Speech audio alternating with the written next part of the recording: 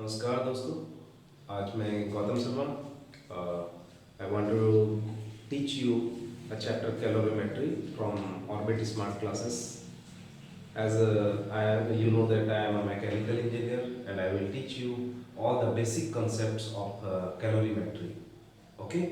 तो calorimetry chapters में जो मेन जो टॉपिक जो मैं आज आपको समझाने वाला हूँ वो है तुम्हारा कंसेप्ट ऑफ टेम्परेचर, नेक्स्ट है यूनिट ऑफ टेम्परेचर, उसके बाद है आपका factor affecting the heat absorb by body, next है तुम्हारा thermal heat capacity and specific heat capacity.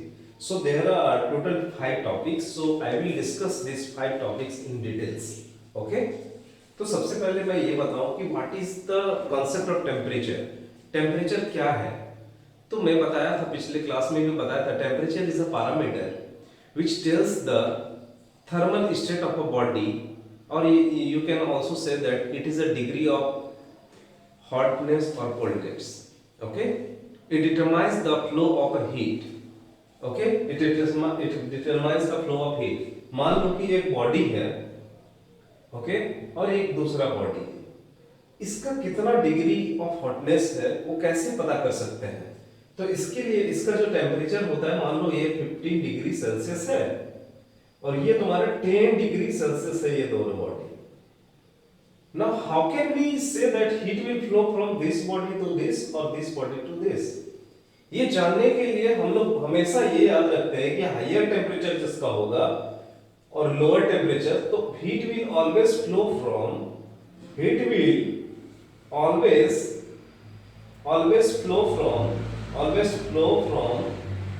Hot body to cold body, hot body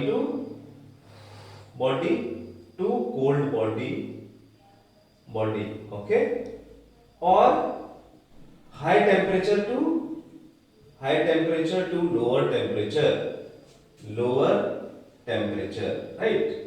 तो ये चीज बहुत इंपॉर्टेंट है कि आपका जो हीट का जो फ्लो होगा हमेशा हायर टेम्परेचर से लोअर टेम्परेचर की होगा. आपको भी पता है कि पानी जो है हमेशा कहां से कहां तक बहता है. तो मान लो कि वाटर का जो लेवल है ये इतना ज्यादा है और यहाँ पे नीचे वाला लेवल इतना ज्यादा है, तो हमेशा पानी जो फ्लो होगा ऊपर से नीचे की ओर होगा, मतलब हाई से लो की ओर होता है. इट नेवर एक्ट्स यूनिवर्स में ऐसा कोई नियम नहीं है जहां पे लोअर से हायर की ओर कुछ भी बहेगा. उसके लिए अगर करना होगा तो उसके लिए मशीन का अप्लाई करना पड़ता है, जैसे कि पंप आप यूज करते हैं ताकि लोअर हाइट से तुम वाटर को अपर लेवल तक लेके जाते हो, लेकिन अपर लेवल से वाटर ऑटो सिस्टम से खुद ब खुद यहाँ नीचे की ओर जाता है. समझ में आ रहा है? तो कॉन्सेप्ट ऑफ टेम्परेचर में मैं यही कहना चाहूंगा कि temperature is what degree of hotness और कोल्डनेस, और ये एक पैरामीटर है जो डिफाइन करता है. पैरामीटर है वो जो थर्मल स्टेट को डिफाइन करता है. इसका थर्मल स्टेट क्या है? तो 15 डिग्री सेल्सियस, उसका थर्मल स्टेट क्या है? 10 डिग्री सेल्सियस. तो ये आपका पैरामीटर डिफाइन करता है. ओके, नेक्स्ट हमारा यूनिट ऑफ टेम्परेचर क्या है? यूनिट ऑफ टेम्परेचर, जाहिर सा बात है कि टेम्परेचर का जो यूज किया करेंगे हम लोग, तो उसका यूनिट बहुत जरूरी है जानना. तो बेसिकली जो स्टैंडर्ड यूनिट है उसमें दो यूनिट बहुत इंपॉर्टेंट है. पहला है तुम्हारा, दो यूनिट जो इंपॉर्टेंट है, पहला है तुम्हारा सेल्सियस. क्या है? सेल्सियस, इसको शॉर्ट फॉर्म में डिग्री सेल्सियस बोलते हैं, और दूसरा होता है केल्विन और इसका शॉर्ट फॉर्म है केल. ओके, तो ये टेम्परेचर का यूनिट है. उसमें दो बहुत इंपॉर्टेंट चीज है, relation between this two unit. Relation between these two unit that is degree celsius and kelvin. तो केल्विन और डिग्री सेल्सियस में यूनिट में कैसे हम लोग इसको देखते हैं? तो मान लीजिए टेम्परेचर इन केल्विन है Tk, this will be equal to 273 plus temperature in degree Celsius. Okay, तो मान लीजिए let 20 degree Celsius is there. How we can convert this 20 degree Celsius to Kelvin? तो केल्विन के लिए क्या करना होगा? Temperature in Kelvin equal to 273 plus 20 that is equal to 293 Kelvin. समझ में आ रहा है आपको? टेम्परेचर इन केल्विन को कैसे मेजर करेंगे, राइट? तो ये था हमारा टेम्परेचर का कॉन्सेप्ट और unit of temperature. Now factor affecting the factor affecting the heat absorbed by the body. तो कोई भी बॉडी उसके बारे में हम डिस्कस करते हैं. ओके, ठीक है. Third topic is your factor affecting the heat absorb by the body. तो सबसे पहले ये सोचो कि हीट जो एब्जॉर्ब करता है बॉडी, उसमें क्या क्या फैक्टर जो है वो इफेक्ट करता है. तो मान लो कि ये बॉडी है आपका. What is this? This is a body. It has a mass m. Okay, mass m है. मान लीजिए कि इसका टेम्परेचर मान लो T डिग्री या मान लो 10 डिग्री सेल्सियस है. ओके, सो 10 डिग्री सेल्सियस अगर है तो बताइए कि अगर इसको हमको 10 डिग्री से राइज करके 20 डिग्री सेल्सियस में करना होगा, what we have to apply? We have to apply heat, right? तो हम लोग यहाँ पे क्या अप्लाई करेंगे भाई? हीट अप्लाई करेंगे. और जैसे हीट अप्लाई करेंगे तो क्या होगा? हीट अप्लाई करने के बाद ये क्या होगा? टेम्परेचर धीरे धीरे भाई राइज करना शुरू कर देगा. तो मान लीजिए कि यहाँ पे 10 डिग्री सेल्सियस है, तो धीरे धीरे राइज करते हुए टेम्परेचर क्या हो जाएगा? 20 डिग्री सेल्सियस होगा. ओके, लेकिन ये हीट कितना ज्यादा लगेगा, ये जानने के लिए क्या क्या किन किन बातों पर ये डिपेंड करता है कि इसका हीट कितना लगेगा. फॉर एग्जाम्पल मान लीजिए कि 1 लीटर पानी है. ये छोटा गमला है और इसमें 1 लीटर पानी है, और दूसरा इतना बड़ा बकेट है, उसमें 10 लीटर वाटर है, राइट? तो this is 1 litre water and this is your 10 litre water. इसमें भी हीट करना है. इसमें भी मान लो कि 10 से तुम्हारा 20 डिग्री सेल्सियस तक टेम्परेचर बढ़ाना है, और इसमें भी 10 डिग्री सेल्सियस से 20 डिग्री सेल्सियस बनाना है. अब आप बोल सकते हो, क्या तुमको थोड़ा भी तो लॉजिकली समझ में आ रहा होगा कि इसमें वही है, इसमें कम हीट लगेगा लेकिन इसमें बहुत ज्यादा हीट लगेगा. इट मींस दैट इसके अंदर जो मास है वो अगर ज्यादा होता है तो ज्यादा हीट लगता है, और कम होता है तो कम हीट लगता है. इसका मतलब factor affecting the heat absorb by the body, that is Q depend on और प्रोपोर्शनल टू मास. अगर मास बढ़ाते हैं तो Q बढ़ता है, और अगर मास घटाते हैं तो Q भी घटता है. अंडरस्टैंड? तो ये था पहला point, factor affecting the heat absorb by the body में सबसे पहला पॉइंट हो गया Q is m. Q is depends on m. दूसरा जो इंपॉर्टेंट चीज है कि ये देखो दोनों, मान लो कि यहाँ पे 1 लीटर पानी है, यहाँ पे क्या है? 1 लीटर पानी है. 1 लीटर पानी इसमें दे दिए भाई, और इसमें भी 1 लीटर पानी है. ओके, इसमें भी 1 लीटर पानी है, दोनों में 1 लीटर पानी है. इसका temperature, initial temperature 10 degree Celsius है, और इसका भी 10 डिग्री सेल्सियस है. And now we have need to apply heat. तो दोनों में हीट अप्लाई तो करेंगे हम. दोनों में क्या अप्लाई करेंगे? हीट अप्लाई करेंगे. हीट अप्लाई करेंगे, और हम चाह रहे हैं कि ये 10 डिग्री सेल्सियस से 50 डिग्री सेल्सियस हो जाए, और ये 10 डिग्री सेल्सियस से 20 डिग्री सेल्सियस हो जाए. तो कैन यू टेल मी कि किसमें ज्यादा हीट लगेगा? डेफिनेटली इसमें ज्यादा हीट लगेगा, क्योंकि ये 10 डिग्री से 50 डिग्री सेल्सियस तक तुम इतना ज्यादा टेम्परेचर हाई कर रहे हो, लेकिन यहाँ पे क्या हो रहा है? 10 डिग्री से ओनली 20 डिग्री तक लेके जा रहे हो, इसलिए इसमें कम हीट लगेगा. इसका मतलब ये है कि ये जो टेम्परेचर डिफरेंस है, that is 50 - 10 that is equal to 40 degree Celsius, और ये 20 - 10 that is equal to 10 degree Celsius. तो जितना ज्यादा डिफरेंस होगा टेम्परेचर का, उतना ज्यादा तुमको हीट लगेगा. That is heat absorb by the body is proportional to the temperature difference. और अगर ये दोनों का टेम्परेचर डिफरेंस अगर ज्यादा होगा तो हीट ज्यादा लगेगा, और टेम्परेचर डिफरेंस अगर कम होगा तो हीट भी कम लगेगा. तो दो इक्वेशन आपके सामने आ गए हैं. पहला, heat is proportional to the mass, and दूसरा क्या है? Heat is proportional to the temperature difference. अब ये दोनों इक्वेशन को कंबाइन करने पर हमको क्या मिलता है? तो कंबाइन अगर करेंगे तो Q is proportional to m in del T, और अगर इसका बात करें प्रोपोर्शनैलिटी कांस्टेंट को अगर हटाते हैं, then Q is equal to C m del T, where C is your specific heat. C क्या है? तुम्हारा स्पेसिफिक हीट है. स्पेसिफिक हीट कैपेसिटी है ऑफ अ बॉडी, और ये हर एक मटेरियल के लिए अलग अलग होता है. पानी के लिए हीट कैपेसिटी अलग होगा, लोहा के लिए अलग होगा, या कुछ और के लिए, कॉपर के लिए अलग होगा, मिट्टी के लिए अलग होगा, एयर के लिए अलग होगा. सो इस तरह हम समझ सकते हैं कि यहाँ पे हीट जो हीट डिपेंड करता है, that is depends on mass. Mass अगर ज्यादा होगा तो हीट आपका ज्यादा होता है, और अगर टेम्परेचर डिफरेंस, अगर ज्यादा टेम्परेचर डिफरेंस क्रिएट करना है, मतलब 10 डिग्री से अगर 100 डिग्री लेके जाना है, तो उसमें ज्यादा हीट लगेगा. इन कंपैरिजन टू 10 डिग्री से आपका 20 डिग्री पर लेके जाएंगे। तो समझ में आ रहा है? तो ये हम जो बहुत इंपॉर्टेंट पॉइंट था जो कि ऑलरेडी मैं डिस्कस कर चुका हूं, factor affecting the heat absorb by the body. Now next जो हम लोग डिस्कस करने वाले हैं वो है thermal heat capacity. Okay, thermal heat capacity को डिस्कस करने वाले हैं हम। चलिए थर्मल हीट कैपेसिटी को जल्दी जल्दी फटाफट हम समझे कि आखिर ये थर्मल हीट कैपेसिटी है क्या। थर्मल हीट कैपेसिटी क्या है?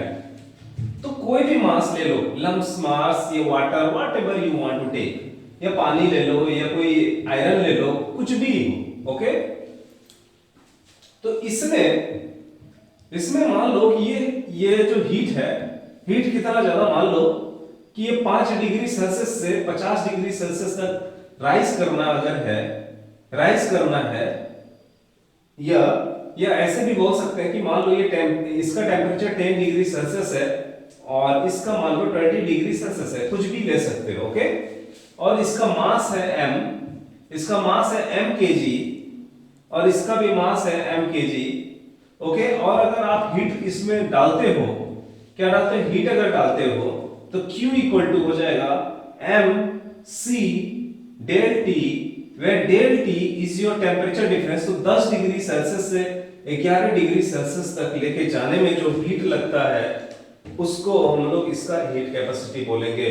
या तो यहाँ पे अगर मान लो कि टेम्परेचर अगर मान लो 20 डिग्री सेल्सियस से 21 डिग्री सेल्सियस तक अगर लेके जाना हो और उसके लिए जो हीट लगता है उसको हम लोग क्या करेंगे, हीट कैपेसिटी बोलेंगे। Okay,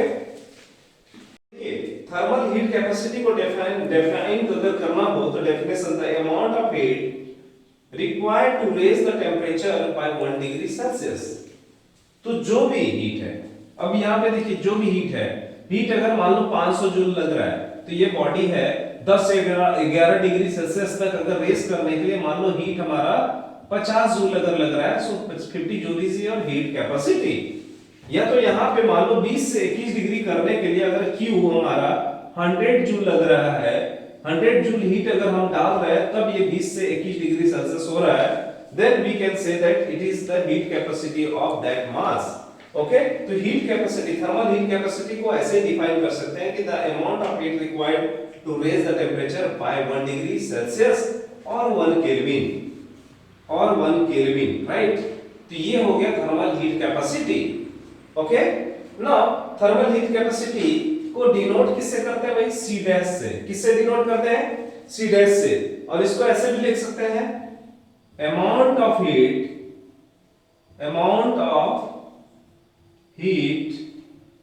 divided by rise in temperature,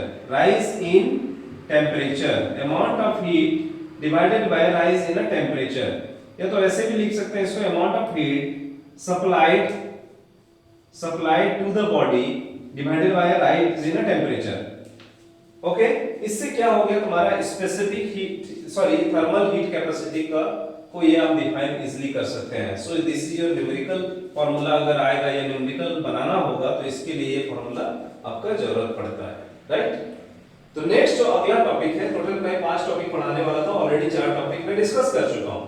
next topic is your specific heat capacity. तो स्पेसिफिक हीट कैपेसिटी क्या होता है, तो स्पेसिफिक हीट्स का मतलब क्या होता है, स्पेसिफिक का मतलब ये होता है कि जब यूनिट मास के बारे में बात करते हैं हम, ठीक है। यहां तक तो अभी यहां पे कोई भी मास का डिस्कस नहीं कर रहा है। मास हो सकता है 50 केजी भी हो जाए, 100 केजी भी हो जाए, 200 केजी भी हो जाए, उसके बारे में मैं डिस्कस नहीं कर रहा हूं। सिर्फ ये चेक कर रहा हूं कि 1 डिग्री सेल्सियस बढ़ाने के लिए ये बॉडी कितना ज्यादा हीट एब्सॉर्ब करता है, that is the thermal heat capacity. लेकिन बात करेंगे अगर स्पेसिफिक हीट कैपेसिटी का, तो वहां पे यूनिट मास का बात आता है। किसका बात आता है, यूनिट मास का बात आता है। ओके, तो चलिए हम स्पेसिफिक हीट कैपेसिटी के बारे में धीरे धीरे जानेंगे। आई होप कि ये डेफिनेशन आप आसानी से लिख चुके होंगे, इसको आप नोट डाउन कर लीजिएगा, ठीक है। नाउ नेक्स्ट लास्ट टॉपिक है जो कि आज जो है मैं डिस्कस करने वाला हूं, that is specific heat capacity. चलिए स्पेसिफिक हीट कैपेसिटी के बारे में जानते हैं कि क्या होता है। ओके, पर डायग्राम से समझो कि स्पेसिफिक हीट कैपेसिटी को कैसे ये कर पाए, डिस्क्राइब कर पाएंगे। ये डायग्राम से देखिए, तो मान लो कि ये जो है एक मास है और ये आयरन का बना हुआ है, कॉपर का बना हुआ है, ये भी एक मास है, ये भी कॉपर का बना हुआ है। ओके, अब ये मान लीजिए कि 20 डिग्री सेल्सियस है और ये भी 20 डिग्री सेल्सियस है और वो कुछ भी है, इसमें हीट आप दे रहे हैं, क्या दे रहे हैं, हीट दे रहे हैं, और इसमें भी हीट दे रहे हैं, राइट। तो आपको देख के लग रहा होगा कि ये ज्यादा मास है और ये कम मास है। तो जब हीट आप डालते हो इसमें, जब इसमें भी हीट डालते हो तो 20 से 21 डिग्री सेल्सियस तक यहां तक पहुंचने के लिए जो हीट लगेगा, क्या दोनों सेम लगेगा? नो, दोनों में ये हीट सेम नहीं लगेगा, क्योंकि यहाँ पे हो सकता है ये ज्यादा मास है तो हो सकता है यहाँ पे 100 जूल लगता होगा और यहाँ पे हो सकता है ये 50 जूल लग रहा होगा। I am not telling this perfectly, but definitely इस मास का ज्यादा लग रहा है और इस मास का कम लग रहा है, and this both is your thermal heat capacity. इसको हमने क्या बोला, इसको थर्मल हीट कैपेसिटी, अभी जो मैंने पढ़ाया, ठीक है। थोड़ा डिफरेंस समझो।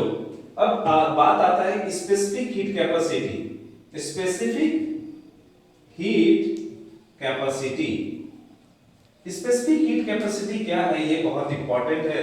तो पहले थर्मल हीट कैपेसिटी को हमने जाना। स्पेसिफिक हीट कैपेसिटी क्या है? Specific heat capacity is what?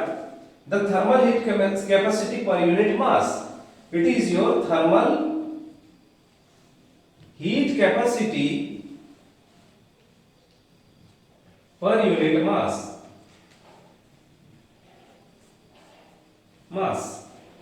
okay, ये thermal heat capacity divided by mass